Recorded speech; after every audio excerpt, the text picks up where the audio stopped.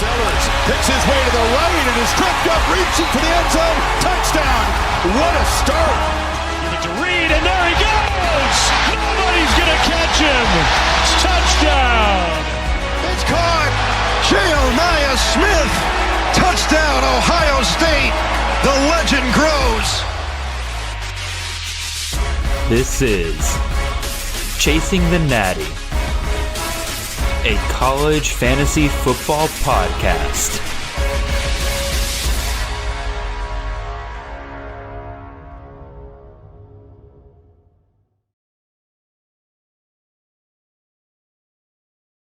All right, welcome in, everyone. This is Jared Palmgren, host of the Chasing the Natty podcast. Hope you guys are having a wonderful time on this Tuesday evening before week 3. We are the College Fantasy Football Podcast on the Campus to Canton Podcast Network. You can find us on all of your podcast feeds and on YouTube every Monday morning during the season, as well as Tuesday nights. Well, Monday mornings at 6 a.m., Tuesday nights, 8 p.m. Eastern Standard Time with our live shows. If you want to support the great work we do here, head on over to campustocanton.com. Subscribe there with any of our phenomenal tiers. We got content ranging on all sorts of college football games, whether it's CFF, Devy, Campus to Canton Leagues, College IDP, College DFS, Underdog Best Balls. If you play it, then we've got content, whether that's tools, rankings, pretty much everything you need to succeed. Right now, if you want to support the show even further and more directly, make sure when you sign up for one of those yearly membership tiers at campustocanton.com, you use the promo code NATTY, N-A-T-T-Y, to get 10% off of your yearly membership. Again, that is promo code NATTY, N-A-T-T-Y. If you can't do that, totally fine. You can just show us some love by leaving a like, a comment, and a subscribe on the YouTube side of things. If you're on the podcast side of things, just leave a 5-star review. Make sure you are following the show. Not only does that show us support, but also the game of college fantasy football in general, a ton of support. If you have any questions whatsoever and just want to get in touch for whatever reason, you can find me in the show on Twitter. I'm at CFF_Jared. The show is at Chasing the Natty. Welcome, everyone. Welcome, everybody in the chat already. You guys are awesome. You guys have learned over the last couple of weeks. You guys came in here well before the shows began. As soon as I had this thing up, you guys are already throwing questions into the chat. You guys know that's a really good way to make sure that I have plenty of time to get to your question. Got a pretty good crowd tonight. Once again, like I said at the start of the show, if you have not already and you're listening live, make sure you like the video. Make sure you share it with some of your friends. Again, I know some of y'all like to gatekeep me sometimes. You don't want to tell your league buddies about me because, you don't want them coming in here asking questions that, you're going to have to face them this week and, they've gotten my advice and stuff like that. Guys, let's bring it all in. Let's bring some friends in. Let's bring some new people into town tonight. Again, we got a lot of our regular listeners tonight. I can see y'all asking questions already, and I love you guys so much. I'm also always down for new people to come in and join us. So, for those of you who might be new and are joining us, basically what we are doing tonight, this is the live start-sit stream that I have started doing this year. Normally in the past, this has been like a pre-recorded show. I get questions ahead of time, and I answer them on the show, but I figured this year, to kind of help with my workload, as well as just kind of add a little bit more of a true interaction with you guys, I can provide basically what is effectively an office hours here, where you guys can come in with your questions, and you can get my live reaction to them, and I will also provide some other things. Like, again, I have, this week, it is the FanDuel betting odds up. I like to refer to those a lot of times when I'm talking about matchups. I will also be referring to the CFF rankings over at campustocanton.com, our weekly rankings done by Chris Moxley. He does a fantastic job putting those together every single week. And then also, you guys there in the chat, you're also part of the show. In addition to the questions you are asking, you are also here to help these people answer their questions as well. As I get to each question, I will be throwing their question, backing you guys in the chat. You guys can also put your voice into this as well. With that being said, I've rambled on long enough. You guys want me to answer as many of these questions as possible, so I say let's get right on to it. Let me click the right button here. There we go. Alrighty, so like I said, up on the screen here, you'll see the Campus to Canton weekly rankings here, or weekly projections. I will also have the FanDuel page up this week. Again, last week we did ESPN Bet. The week before we did DraftKings. Again, just switching them out every single week, just so you guys know that I am not sponsored in any way, shape, or form by any of these guys. And then in addition, my 3 rules to start sit questions, or at least rules that'll help you get onto this show a lot quicker. 1, make sure it's no more than 3 players. I love to help you guys out with your rosters, but you can at least narrow it down to 3 players for me. Tell me how many you need to start. And then 2, please give me opponents. It helps out a lot. It makes the show go by a lot faster. So with that being said, we're actually going to start tonight off with just a regular question. This isn't really a start-sit question per se, but Frog Fan started off the chat tonight saying, my running back room is Jeremiah Love, Wayshawn Parker, Damon Claiborne, Emmett Johnson, Kavorian Barnes, and Le'Veon Moss. He's not asking me to start any of those guys. That's why I'm mentioning more than 3 players here. But he is worried about Love's usage and production. Should he trade him for more upside? If so, what player should he target? Love's kind of a tough one, right? Because one of the things that was the knock on Love coming into the season, despite the fact that, he's a early second round pick in a lot of CFF drafts, was the fact that he was a high efficiency runner and had lower volume compared to a lot of the guys in the upper tier range. You're kind of hoping that he would be able to do that again this year. First game against Miami didn't go so hot, right? I was thankful for it. I had a lot of people starting in Jeremiah Love against me that week, and I was kind of thankful for it. But regardless, I mean, your running back room's pretty good here with, Parker, Claiborne, Claiborne and Emmett Johnson is a pretty good core for you to have there. But I wouldn't say, I think it's too soon to trade Jeremiah Love. We've seen 1 game out of Notre Dame so far, and it was their first game. It was against Miami, a surprisingly more stingy Miami defense than we have really come to know the last couple of years. I think they turned things around there quite a bit this year. And so I think that it would be a little bit of overreaction to immediately move on from Love. I think that, I think with some of the easier matchups for Notre Dame up and coming here, we should be able to get a better idea of what Love is going to look like this year. I would hold him for right now. All right. Let's move on to those who are first sit question of the night. This one comes to us from Joshua Jeffcoat. He says to start 2 wide receivers. He is asking us, I got him up here on the screen already. 6-point touchdowns. Malachi Toney going up against South Florida this week. Jace Brown going up against Arizona this week. Or do we go Hank Beatty, the wide receiver out of Illinois, going up against Western Michigan? He said, thanks again, Jared. Thanks again for submitting your question, Josh. So I'll throw the poll in the chat here. And we'll start with the projections since I already have them up here. They are favoring Malachi Toney and Jace Brown. You guys know I'm already a big fan of Malachi Toney. I think he's a relatively easy start here. I think that, once again, he's playing in that spot where Xavier Restrepo was last year. We saw last week, even though Toney didn't find the end zone, we were still seeing him there with, 6 receptions, 80 yards. Very, very much a PPR monster. Again, I'm going to assume a half PPR format here. So again, we're talking about a relatively high floor here for Malachi Toney going against South Florida. Pretty stingy defense South Florida's had the first couple of weeks. Their D-line's been pretty impressive, but I think that the Miami offensive line will be enough to kind of slow them down. I think that, Carson Beck and Toney and Daniels and all of them are going to be the toughest offense easily that South Florida has faced so far. I think they'll find some success. I think Toney's an easy start here. That leaves Jace Brown and Hank Beatty. Hank Beatty, man, again, I talk about this on the waiver show this week, which, by the way, if you haven't checked out already, make sure you go and do that, even though I think a lot of waivers have already gone. You can still check it out to see if any of those guys are still hanging out on your free agency pools right now. But Hank Beatty kind of surprised me because really, for as long as I can remember, Barry Lunny Jr., the offensive coordinator there at Illinois, has favored an outside wide receiver, but Beatty so far this year as the slot receiver has performed extremely well, exactly how you would expect a number 1 wide receiver for Barry Lunny to perform. It not only in the target numbers, but also the efficiency. Like I mentioned this on the show earlier this week, that it's very rare when you see a wide receiver have the efficiency that we're seeing Beatty get. I think he's had like 15, 16 plus yards per catch so far this season. So he's got a really nice combo there of both targets and efficiency. He's got a really nice matchup here against Western Michigan.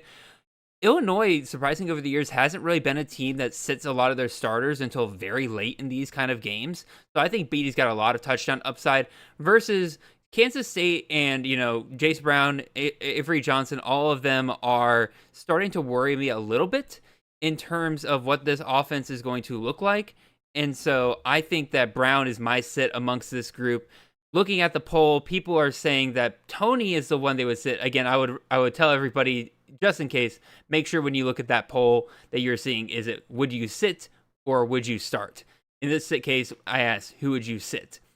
So, but the chat has spoken. They're saying Malachi Tony. The projections here have Hank Beatty sitting. I would disagree with the projections here. Again, Beatty's got a really good combination of both volume and efficiency that I think you can rely on week to week. I would say he's the start. And then the Kansas State offense, I think, has the most questions amongst the bunch. So go ahead and end that poll. Appreciate your question there, Josh. Let me know in the chat if you find that answer to your satisfaction. Let's start with our next question here that is going to come to us from Dan. And he gives the classic long-time listener, first-time caller here. Dan, appreciate you for listening so long. Glad you're finally speaking up here. He is saying, we need to pick a quarterback. In a 6-point passing touchdown league, he is asking between Beau Pribula, who is going up against, Louisiana Monroe this week, or we could go with Josh Hoover. Who's Josh Hoover going up against? Josh Hoover is going up against FCS opponent Abilene Christian. Or we can go with Dante Moore, who is going up against Northwestern. So the 6-point passing touchdown, or pick one quarterback.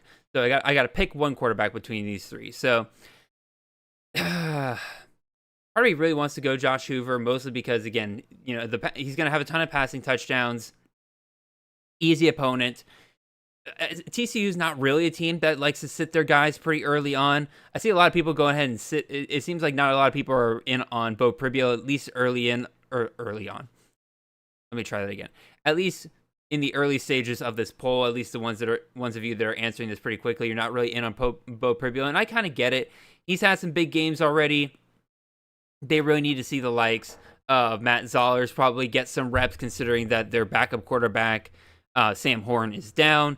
I could see that if Pribula scores plenty here, I think that, or if Missouri scores plenty in the first half, I could see Pribula sitting decently early on. Although, again, compared to Hoover and Moore, he definitely has the rushing attempts. I think Moore is my easy sit here. I think that, again, they're going up against Northwestern. Northwestern, they're not a good defense, but they're stingier than you would necessarily think. And with the way that Oregon's been just running the ball the last couple of weeks, I really think that that's going to be their MO this year, and we're not going to see a ton of production from Moore. So I think he's the easy sit. That leaves Pribula and Hoover.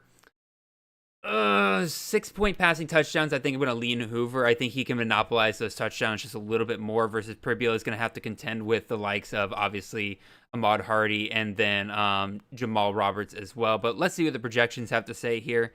We'll throw these guys up here.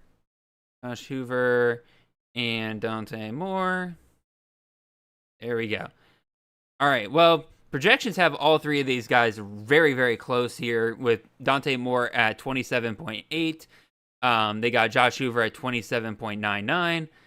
Give me a second, y'all. I'm going to mute my Slack here for just a second because they are being annoying. And it's got Beau Pribula there at the top.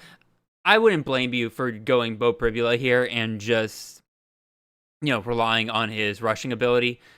I'm going to lean personally towards Josh Hoover, but that's just my own personal thing. I think either Pribula or Hoover is a good start between these two. All right. Next question in that poll. Pribula wins the chat vote there. This one comes to us from William. He is asking us another wide receiver question here. And he is saying, sit one wide receiver. So we're starting two here. So let me make sure the chat question is updated there. And he is saying, sit, once again, Malachi Tony. You guys love asking about Malachi Tony. I get it. I love him too. But I think I'd be curious to see if I were to track every player that has been discussed so far on these start-sit streams. I bet you Tony would easily win the bunch. So Harrison Wallace is another choice here. He's going up against Arkansas. And then Jordan Dwyer, who is going up against TCU. We just talked about it. I think I'm going to lean towards, I just remember I need to actually start the poll for you guys. I think I'm actually going to lean towards sitting Jordan Dwyer here, which might sound crazy given the fact that he looked really good in week 1 against North Carolina. But as we'll kind of discuss here with the next question as well, who asked about Eric McAllister. I know a lot of people are kind of worried about McAllister after week 1, but here's the pattern I'm starting to see pretty early on in the season. Is I bet you if we went back in previous seasons, we would see this as well. Think about being a defensive coordinator, right? The first team you're playing in at the start of the season, you don't really, if there's a lot of unknowns on that offense, right? Like a lot of transfers coming in, maybe a lot of stars have left in the past and everything. Your major game plan a lot of times is figuring out who the star is and shutting them down. We saw a lot of top end wide receivers for CFF shut down in week 1, only for them to bounce back in a big way in week 2. The big one that really comes to mind to me is Elijah Surratt. He looked fantastic in week 2. We were all wondering where the heck he was in week 1. I think McAllister's going to have a similar bounce back here, and Dwyer may still have a good week, but not nearly as good as the week that he had in week 1 versus Toney and Harrison Wallace seem a lot more established. They are the main guys for their offenses so far. I think you just lean into that known ability a little bit more, William, with Toney and Wallace.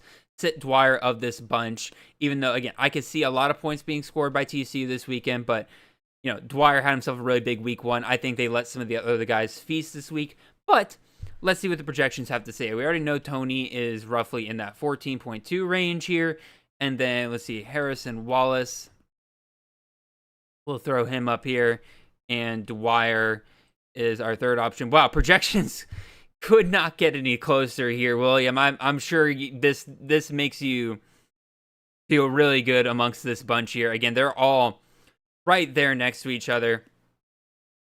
I think that you go with Toney, you go with Wallace. Like I said, we've seen 2 games out of them, 2 good games, and also they're playing in some matchups that are going to force them to play the full 60 minutes, in my opinion, versus Dwyer could be done by, early third quarter, early fourth quarter, maybe even halftime if TCU is just completely blowing them out. So that's my vote. It seems like the chat is agreeing with me. Sit Jordan Dwyer, see what else happens there. So we'll go ahead and end that poll, and we will move on to David Burley's question here. Let me make sure I have everything set up here. I appreciate y'all being patient with me as I try to run everything live here. He is asking Eric McAllister, once again, TCU going up against an FCS opponent, Abilene Christian. We got, there's Malachi Toney again. Good Lord, you guys are, I'm almost going to have to start banning Malachi Toney from being asked. And then Romello Brinson. This is another interesting one here with Romello Brinson because I definitely suggest picking him up and everything. There's still a part of me that's a little worried that his volume's a little low for my taste, but given the way he's performed in the first couple of weeks, I have to feel like they keep feeding him. This one is tough. Let's throw this out to the chat, see where you guys get started. I'm actually gonna start with the projections here. I'm curious to see where the projections have this. Again, I know that Toney's there in the 14-point range, and the last option here was, oh my goodness, I'm blanking on the question 5 seconds after I was asked it. Brinson, good Lord. Not on my A game tonight. I should take a sip of tea while I'm at it. All right, so once again, you're asking between 3 pretty close guys. It seems like McAllister is the favorite among the projections here. Toney there at wide receiver 32. Romello Brinson at wide receiver 40. I only have to start one here. If I'm going to start one, I think I'm actually going to go...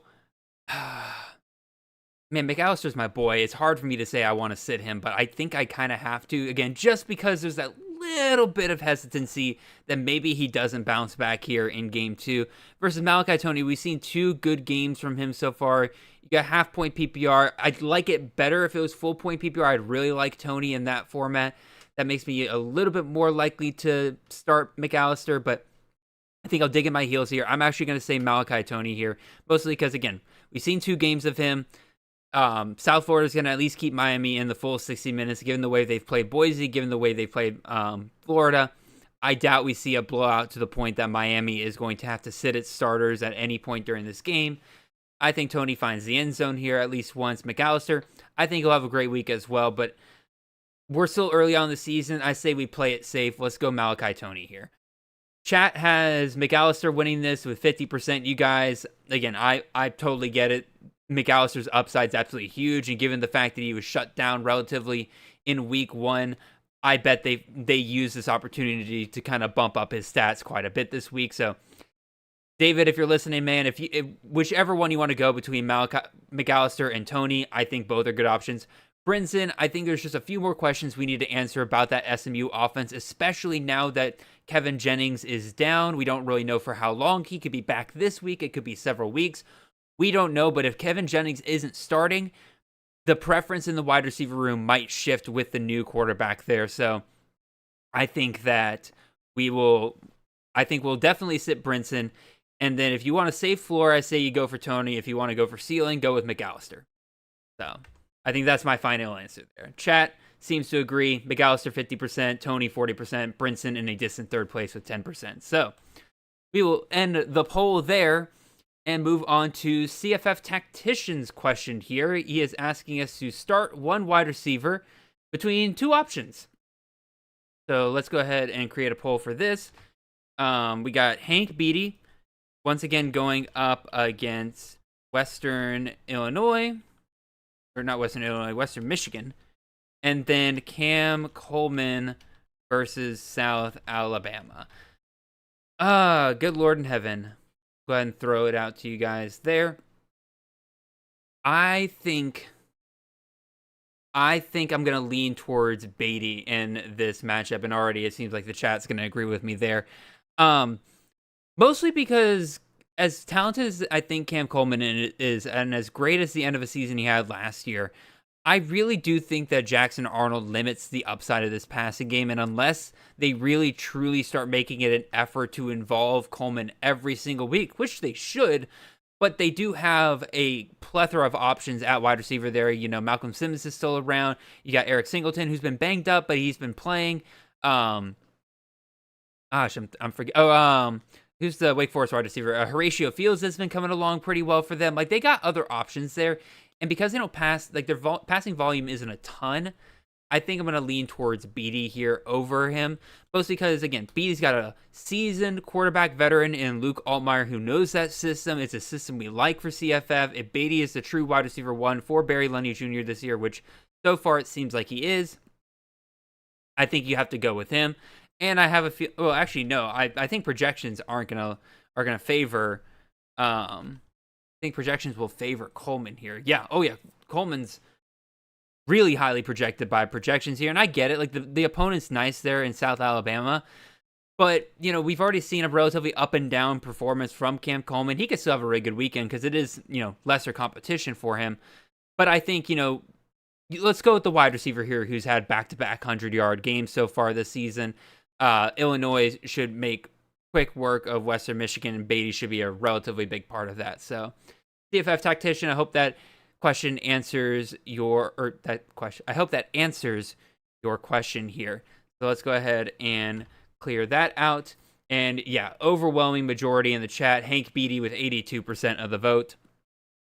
Again, I'm not sure how much of that is me influencing you guys, but again, pretty lopsided result there. Bill Lacing is up next. He's asking us to start two quarterbacks here. All right, so I'm gonna go. I would ask Bill to narrow this down to 3, but I think I'm gonna go ahead and narrow this down to 3. Bill, you know the rules, man. You got to keep it to 3, but I'm gonna, just for the sake of time, I'm gonna go ahead and narrow it down. And let's see, you say start 1 or start 2? Start 2 quarterbacks. So we're trying to figure out who we're gonna sit. So I'll tell you right now, Bill. The guy I'm gonna take out of your question is Dylan Lonergan. I like him, but the other 3 quarterbacks I think have much more upside. So the other 3 quarterbacks we're deciding between are Drew Messamaker, who is going up against Washington State, so Wazoo, or We could go with Darian Mensah versus Tulane, or we can go with Brad Jackson. Brand Jackson, I can't type. Brad Jackson versus Arizona State. Does Texas State really play Arizona State this week? That's a bummer if so. Yup, that's true. Dang, that's a bummer. Anyway, yeah, I guess that simplifies the question for me a little bit there, because one is 6-point passing touchdowns, so you can rely on Darian Mensah a little bit more. I think he's fantastic in a format like that, especially up against Tulane this weekend. Let me see, what is actually the what is the over under? 54.5. It's not fantastic, but given the fact that it's a 1.5 point spread, both teams expected a high score in the high 20s there. I could see Mensah finishing the game with 3 or 4 touchdowns. That could absolutely be something, and that's great, obviously, for a 6-point passing touchdown format there. Messamaker going up against Washington State. I'm not entirely sure what to make of Washington State's defense this year. They've been pretty stingy in both of the matchups they played so far, but also Vegas is thinking that this will be a relatively high-scoring game. North Texas favored by 6.5, over/under 59.5. That's about as high of an over and under with that close of a spread as you're going to get this early on in the season. So again, Vegas is thinking that's a really good matchup for CFF this weekend. So yeah, I think we start Messamaker. I think we start Mensah at Tulane, and then unfortunately Brad Jackson going up against Arizona State there. I think you have to sit him, just because of that matchup. And then Lonergan at Stanford, good matchup and everything, but as much as I touted him earlier this week on the waiver wire show, he could be a safe floor play for you this week. But I think you have other safe floor plays there with Mensah and Messamaker for the most part. I think you don't need Lonergan to really go off this week. So, actually, let me throw up the projections here. I almost completely forgot about that. So, Messamaker, Mensah, and Brad Jackson. There he is. All right. The projections have Brad Jackson at 26 fantasy points. Again, just because of that opponent, I could absolutely see him finishing much lower than 26 fantasy points. It's one of those games where you're not really flipping a coin, but you're definitely rolling the dice here with Brad Jackson. If Arizona State's defense coughs up some points like it did last week against Mississippi State, then Jackson, I think, really this 26 feels like his ceiling in a matchup like this. Versus Mensah, I could see him getting above 25 fantasy points in this game, especially in a 6-point passing touchdown league. He throws 4 touchdowns. He zooms past that 25 fantasy points there. Messamaker, again, I'm a little worried about that Washington State matchup, but I'll trust the projections. I'll trust Vegas here. I think that it'll be a high-scoring enough matchup that Messamaker should be fine for the most part. So, Bill, hope that answers your question. Let's end the poll. Again, Brad Jackson winning the sitting competition there with Mensah second place and Messamaker third.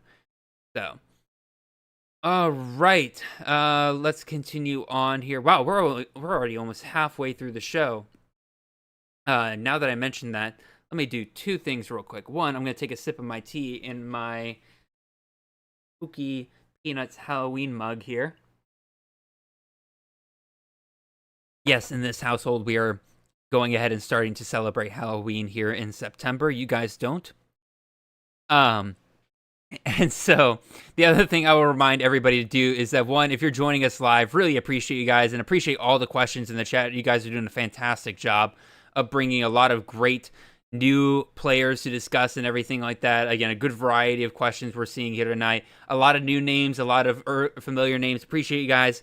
Regardless of if you're new, if you're a longtime veteran of the show, I would appreciate if you'd hit that like button. I would appreciate if you would share this with your friends and bring them on in here to have a good time. We're discussing a lot of different names here tonight. So even if you don't put your question into the chat, hopefully we're hitting on some guys that you are looking at in your lineups and trying to decide between. So hopefully this is a relevant show for everybody, regardless if it's your question or not. So I'm hydrated.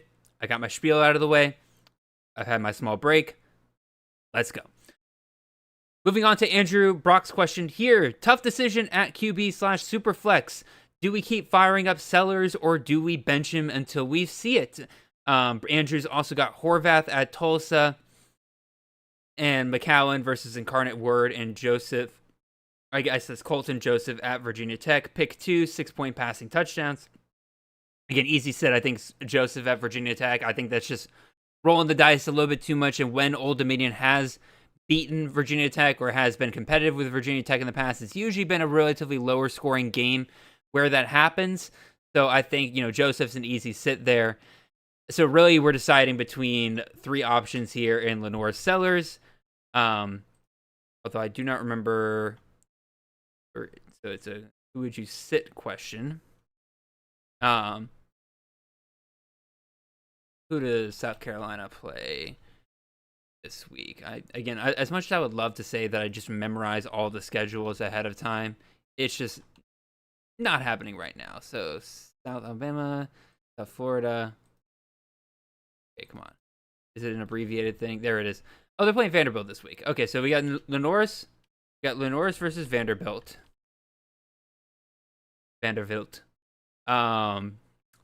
Now I've lost the question again. Yeah, yep. I knew I shouldn't have taken that break. I'm all flustered now.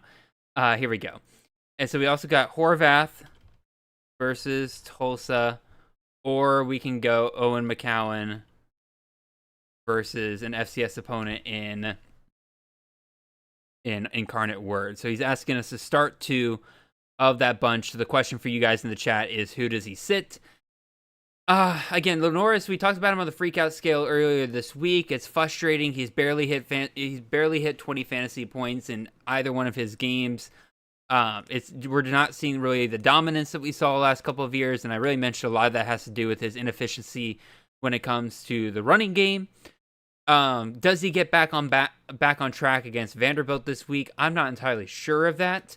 Meanwhile, you got Horvath and McCowan with really good matchups here. Horvath going up against Tulsa, McCowan going up against Incarnate Word. It is 6-point passing touchdowns, so that helps a guy like McCowan out quite a bit. I know McCowan hasn't really been as great as some people really want him to be, but I think this is a really good matchup for him this week. I'm curious to see what projections have to say, because right now I'm leaning towards sitting Lenoris just until we kind of see it, if you have these other options. If you don't really have other options at quarterback, I don't blame you for wanting to sit him. Projections, again, they're done by Mock, so maybe a little bit of bias in here, but Lenoris is projected as our QB4. I'm a little surprised by that, but it's also not a huge gap between him and McCowan. He's above McCowan, projected by about 0.6 points. You're not talking about a huge difference there. I'm a little surprised by Horvath being projected at 24 fantasy points. Let me take a look at the Vegas odds here real quick and see what we're kind of expecting with all these games. Yeah, South Carolina, Vanderbilt, relatively low scoring here, over under in the 40, like in the high 40s here. South Carolina favored by about 5.5 here. There's definitely a lot of questions of how much can Lenoris really score in that game versus UTSA. They may not have a line. I don't think they have a line for this. They don't. Makes sense. It's an FCS opponent. And then Navy. Navy was the last one. A little bit higher scoring of a game here, 53.5 compared to South Carolina and Vanderbilt. Navy favored by 14.5, so they're expecting Navy to score quite a bit of points here. Let's divide this by 2. It's about 26 plus 7. So they're expecting Navy to score in the high 33s. If Navy's scoring in the high 33s, you have to imagine that Horvath's getting at least 2 to 3 touchdowns. So I think he's an easy start of this bunch. And then, yeah, I think you take the shot with Owen McCowan, just lighting it up against an FCS opponent, especially the week after losing to a team like Texas State. I think they let him rip. So, yeah, Andrew, I would go with McCowan and Horvath. Projections would have you go Sellers and McCowan. And then the chat is very much agreeing with me that Lenoris is the sit here. Start Horvath, start McCowan. So we'll end the poll there. And let's move on to our next question here from B Fresh, Bee Fresh. And he is saying, would you drop Cade Clubnik for Brad Jackson? Oh, that's one. I feel like we're playing in a really shallow league here, so that's like a whole different that's a whole different mindset to really be in. Like I know some people who play in like 4 to 6 man college fantasy leagues. Don't judge. A lot of people can't build like big leagues and stuff like that. But like I too also play in one of those leagues. I play in a league with three of my college roommates. We all play in a league together every single year. So I kind of understand this mindset a little bit. Would I drop Cade Klubnik for Brad Jackson? It's real tough. I kind of view them very similar right now. I think Jackson's got immense upside playing in the Sun Belt there, but also Cade Klubnik, I know he's had a rough start so far this season. I have to imagine he gets some things back on track. He was just too dang good last year with the same weapons that he has now for him to kind of fall off here. Granted, they are struggling a little bit more in the running game than they did last year, so maybe that's a bigger field. Again, I would say be fresh. Like, are you sure there's not another quarterback you could drop for the likes of Cade Klubnik here?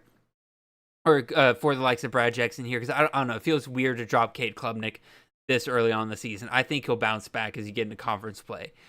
Anyway, let's move on. And Kojima. Did I pronounce? Yeah, Kojima. Cool. Nailed that. First try. Between Cade Klubnik, Bo Pribula, and Avery Johnson, which two are you starting? So let's see. Let's start a poll here. And we're going to once again ask everybody, who would you sit? Not stit. All right. And so we got Klubnik, who's going up against Georgia Tech this week. We got, God dang, I forgot. I lost the question again. There it is. Bo Pribula, who is going up against Louisiana Lafayette.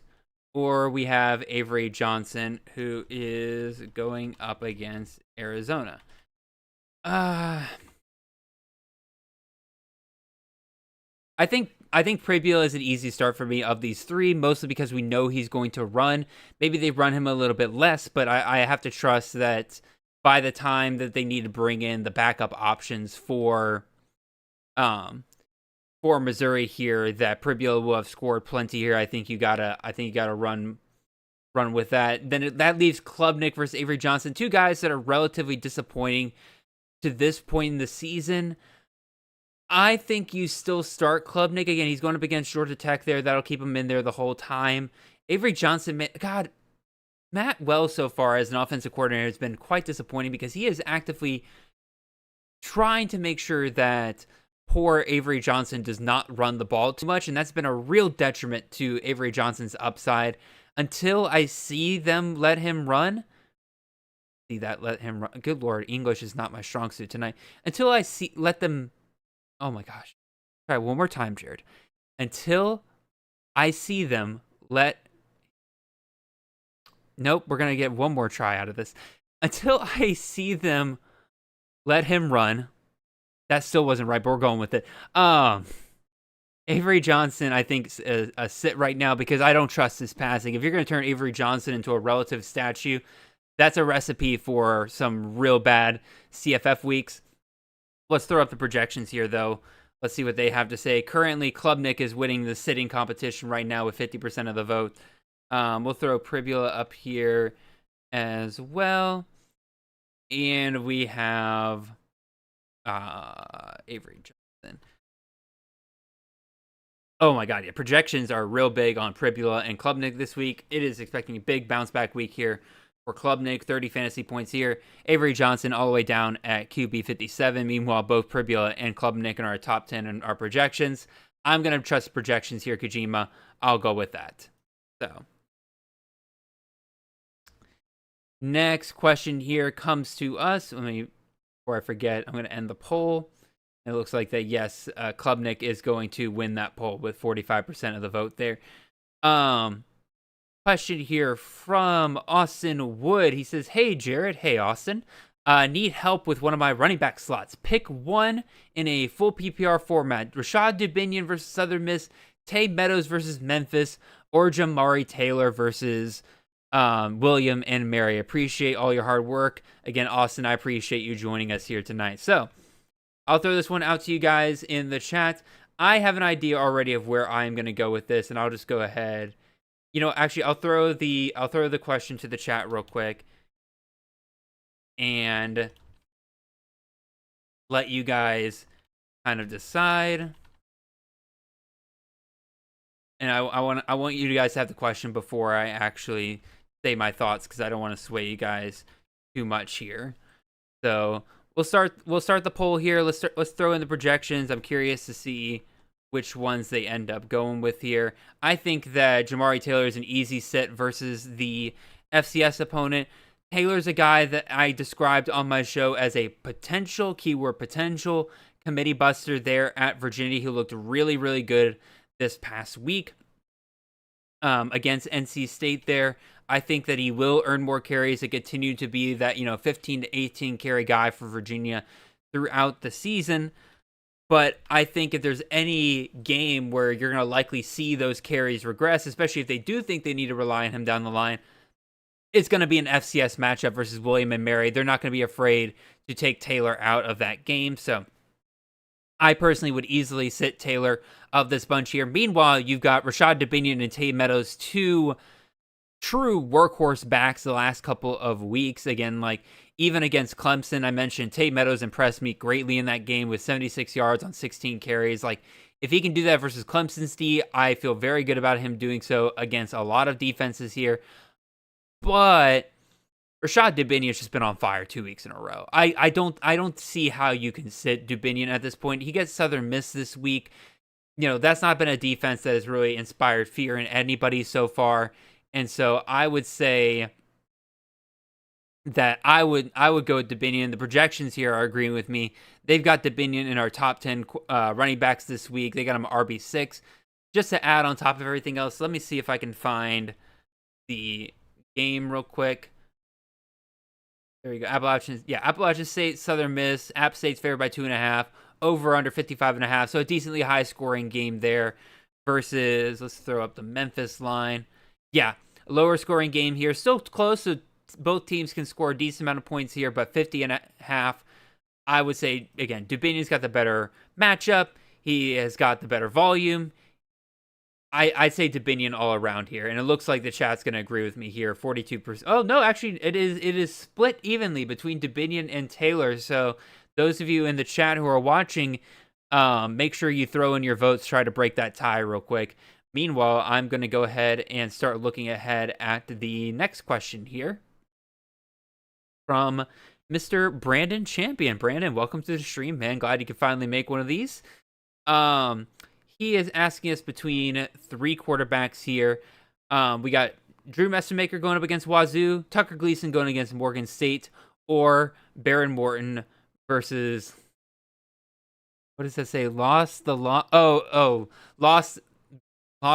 in the wilderness without Jonathan Smith Beavers, aka Oregon State. Yeah, that Texas Tech Oregon State matchup's kind of a weird one this weekend, and I was kind of worried about Baron Morton, but it seems like he bounced back perfectly fine after last weekend, so I would say that I'm not really worried about that injury anymore. Let's see, did you say start one or start two? Once again, I'll lose the question here. Sit one. So again, we're starting two here. I would say that between these three, I would say Baron Morton is the easy start.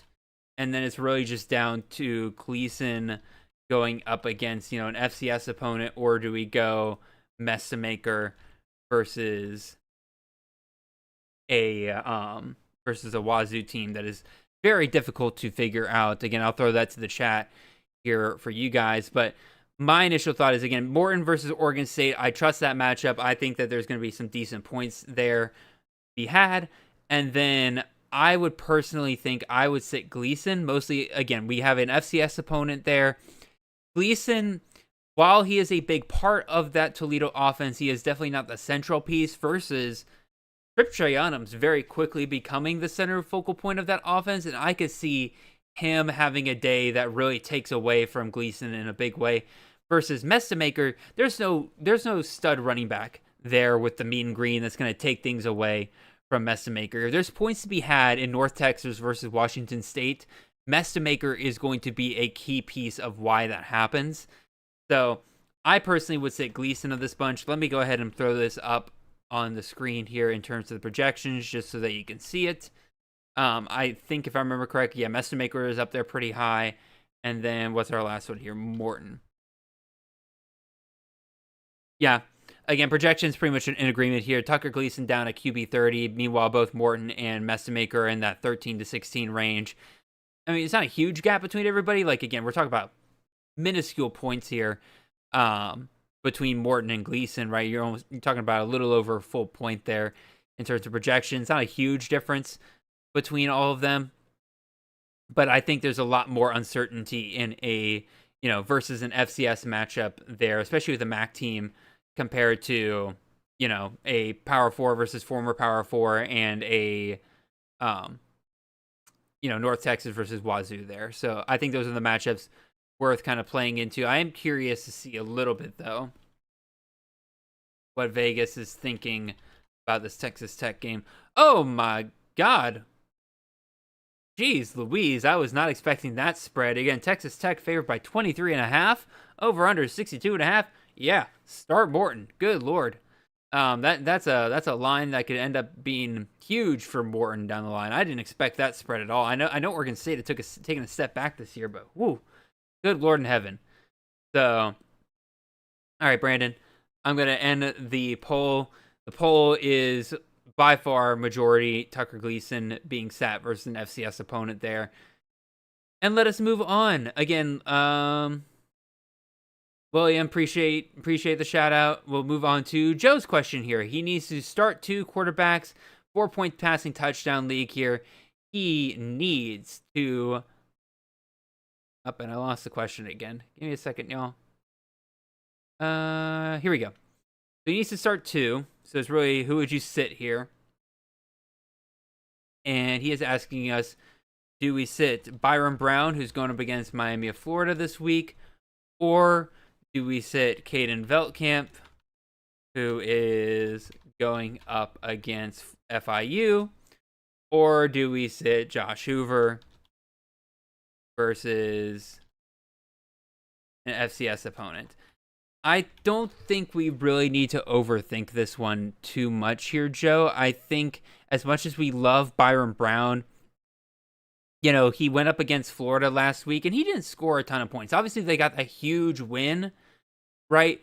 But it was not a win that led to Byron Brown putting up a fantasy week that you were super proud of, right? I think a similar type of game will be needed this weekend in order to beat Miami. And once again, that's going to show that, Brown wouldn't end the day with a great fantasy line. Meanwhile, Veltkamp's got FIU. That's a fantastic matchup. Josh Hoover's going up against Abilene Christian. Yeah, he could finish the day with, 3 touchdowns and, just over 200 yards, and they call it. Regardless, I think there's a very safe floor there with Hoover going up against the Abilene Christian versus Byron Brown. As great as USF's looked the last couple of weeks, there's a big floor that he could hit. So I'm going to lean towards sitting Brown. It looks like everybody in the chat is leaning that way as well. Actually, no, it's a tie between Brown and Hoover right now. I need more people voting in the chat while I throw up the projections here. Again, I would be personally surprised if Byron Brown, he's still QB 18. Hoover's ahead of him at QB 16 there. And then last one was Veltkamp. So there we go. Yeah, all 3 of these projections have these guys between 0.14 points of each other. I personally would just sit Brown, just avoid the lopsided talent matchup there, Joe. So let's take a small break here. Again, I got about 10 minutes left here. Let me zoom through the chat here. I just want to see just want to take a look and see how many questions I have from people that haven't had a question answered yet tonight. I am seeing 1, 2, 3, 4 people, and I think that's roughly about how much time we're going to have here. So let me take a sip of my tea, and let's get right on to it. So our next question here is going to come to us from Zach Hitt. Zach is asking us to start one running back between. Oh wait, let me end the last poll. All right, yeah, Brown wins the last poll in terms of who we should sit. So Zach Hit here needs us to pick one running back between three relatively unconventional guys at this point. We got Devin Maccabee, who is going up against, I believe, USC this weekend. We got Antoine Raymond, who is going up against who? Actually, don't know. Let me look it up. Looks like an FCS opponent of some kind because there's no line out there. So we're just going to say FCS opponent. That might be a bad assumption on my part, but again, this is what happens when you don't give me the opponents right off the bat. And then we got, Jacoby Williams, Texas Tech, again, going up against that Oregon State defense there. So I'll throw the poll out to you guys there. We got three interesting guys here, because two of them are guys that are stuck in split backfield situations. Meanwhile, the one guy that we have that is very much he's not quite a workhorse back, but a very clear lead back for Purdue in Maccabee. But he has the matchup here I would say I like the least with, USC. I mean, Lincoln Riley, I know in the past has been known for not so great defenses, but last couple of years with him not having as elite quarterback play, I think he's had to rely on that defense a little bit more, and we've seen that kind of play out. This one's real tough. I think I'm gonna lean towards Raymond, mostly because, again, I think he's a bit of a touchdown magnet.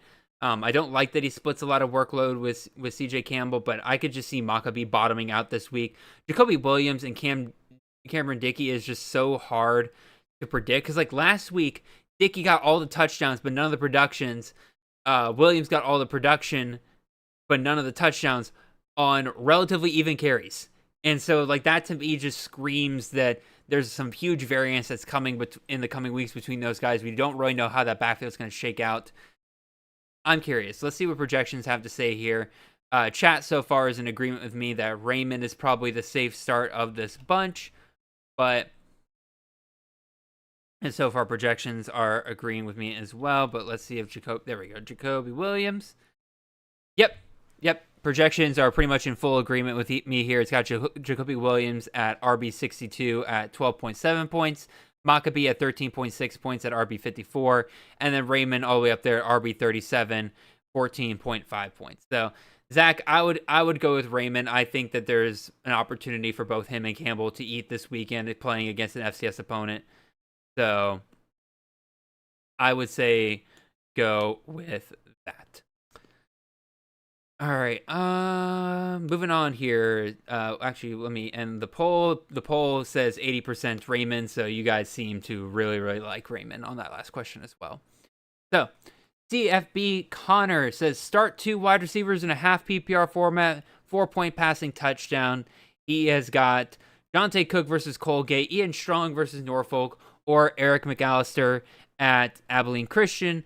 He also has Hoover at quarterback for TCU stack, if that matters. I mean, stacks are fun, but I don't think they're as necessary in college fantasy like they are in the NFL. I'm not going to I'll throw the projections up, but I'm not going to throw a poll here, mostly because, again, we are running out of time, but also, too, I think, again, I don't want to ever say these questions are easy, but I think there's a clear answer in my book between these three guys. You got Ian Strong, who has led Rutgers in receiving so far, led him in targets, led him in efficiency. He is clearly the top wide receiver for them. He's going to eat pretty much every single week. They need him to over there, so I trust him a lot. Eric McAllister, I do expect a bounce back. I know we kind of discussed a little bit of hesitancy earlier this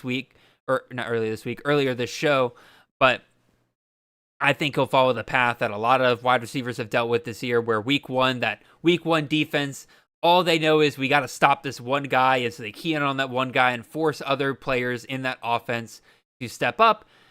I think that's exactly what happened with North Carolina. They tried to take McAllister away. Dwyer showed that North Carolina defense that, you can't just do that and win.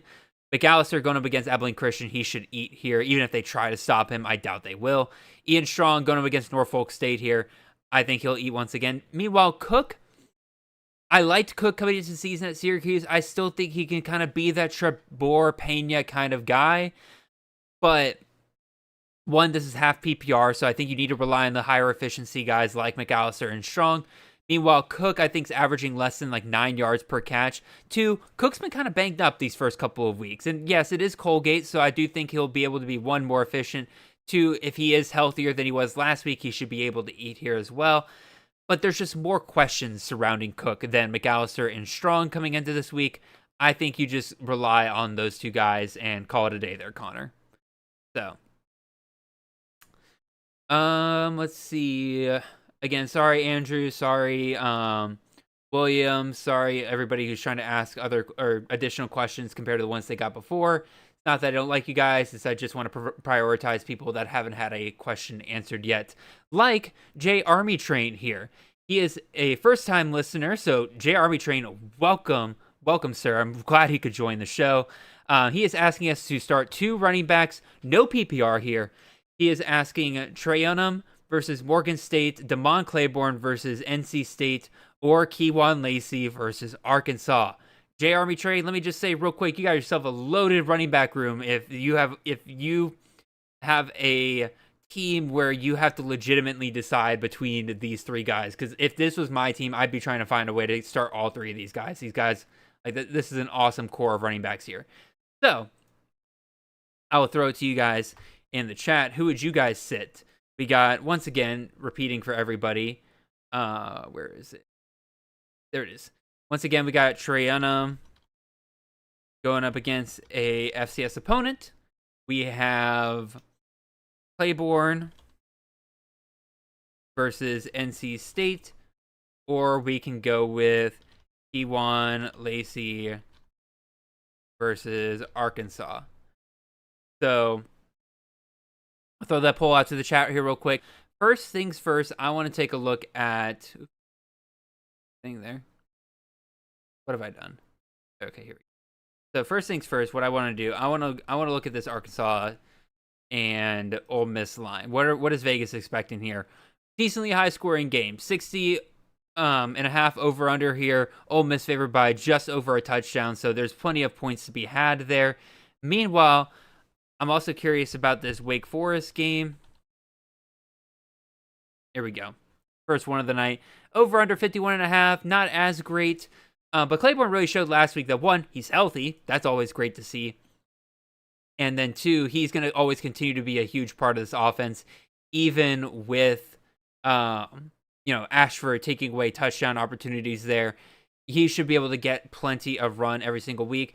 Then you have Treyunum, again, going up against Morgan State, FCS opponent. A lot of uncertainty that comes with that, right? I mentioned earlier that I think that this is the kind of game against an FCS opponent where Treyunum could absolutely just take over. But it could also be a game where they try to tune up that passing game a little bit, right? With Toledo, right? They know what they've got in Treyunum. Why run him into the ground if, you're trying to get other receivers outside of Vander Ross a little bit more work with Tucker Gleason there? So I think that we go with the 2 conference matchups here. I think we go Damon Claiborne. I think we go Keywan Lacey, and we sit Treyunum, but let's see what the projections have to say here. Keywan Lacey and Claiborne. There we go. All right, so projections have, once again, all 3 of these guys really close, within 0.3 points of each other, so I don't know how much help that has. But again, Treyunum and Claiborne top there. Meanwhile, people in the chat, it looks like a lot of people are saying sit Claiborne. I guess people are scared off a little bit by the potential low-scoring nature of that NC State Wake Forest game. I kind of get that, again, especially once you see Ashford suck up just 1 rushing touchdown, you feel like Claiborne's ceiling can get absolutely capped there. But I still think with production-wise, Claiborne's going to have such a nice floor in a matchup like that where he's going to be forced to play the full 60 minutes. I think you still start him. I still think you go with Keywan Lacey, sit Treyunum. There's just so much variance that can happen in an FCS matchup at that point. So, J Army Train, once again, appreciate you for hopping into the stream. Appreciate you for joining us, and I hope that answers your question. All right. That being said, we got one more question here that I will answer. Again, won't throw this one to the chat just because we're out of time here. But Micah Bryant says, "Hey Jared, who would you start? Kenyon Sadiq." Oh, we get to end on a tight end question. This is awesome. Micah Bryant says, "Who would you start? Kenyon Sadiq versus Northwestern or Luke Reynolds versus Villanova?" This is honestly a flip of the coin. If I'm being real, I think both of these matchups are going to be blowouts, which really begs the question of how much either one of these teams is actually going to use their tight ends, because usually tight ends plays are things you would save for tougher matchups. Like, you're not going to really give out what you're going to be doing with your tight end in a matchup where you expect to blow the other team out by 40. That being said, Reynolds has been the more volume-esque, or good lord, the more voluminous tight end between these two. I think he's had like 12 targets through 2 games. I can't remember off the top of my head. But I think they'll continue using him. I think you just kind of go ride with that versus Sadiq. I think there's great things coming for him down the line. Projections seem to love him this week. We've got him ranked as tight end 3. 13.39 fantasy points here. Reynolds projected tight end 18, 9.4. I don't know if I fully agree with that. But I personally would just go with the guy that's seen more volume so far. So, yeah, I think really, I don't think you go wrong with either one. I don't think you feel bad if you end up having to start the wrong one here, Micah, because you got 2 really good tight ends that are going to help you the rest of the way. So, all right. I think so. I'm just double checking the chat, making sure there's nobody else that I missed. I think that is roughly it. Again, I really appreciate all of you guys who joined us live. Appreciate all the questions. You guys make this fly by so much. It really does help me out quite a bit. And I really appreciate you guys I appreciate you guys are enjoying this format. I'm glad that we can kind of sit here, have the back and forth. The only thing I wish I could do better is kind of keep up with the chat further down the line, mostly due to the fact that, like, I wish, like, I got to have the question in front of me a lot of times. And, I see your guys' reactions here down the line, and I don't always get to fully interact with that. So maybe I find a way to do better about that in the future. Actually, I should be better about that in the future, because I have the chat to my right, and that has the question for me, but then I have my stream here to my left, and the chat's live on the page. I should just follow that just a little bit more sometimes. But I'm rambling. We're past our time here. Again, thank you guys so much, but we have come to the end of our show here. Sorry, my throat is... We talk for an hour straight. Believe it or not, your throat can get real dry sometimes. But like I said, we come to the end of our show. Appreciate you guys for listening. If you've not already, make sure you leave a like, a comment, and subscribe if you're on the YouTube side of things. If you're on the podcast side of things, make sure you follow the show. Leave a 5-star review wherever you can. Make sure you guys check out the rest of the Campus Again podcast network for shows ranging on pretty much anything you can think of related to the college fantasy game. And we'll see you guys back here next Monday morning, where we'll be giving you some more waiver wire pickups for week 3. And then if you want to see me live, make sure you're back here next Tuesday night at 8 p.m. sharp Eastern Standard Time. Again, until then, really appreciate you guys, and hope you guys have a wonderful and blessed week. See y'all.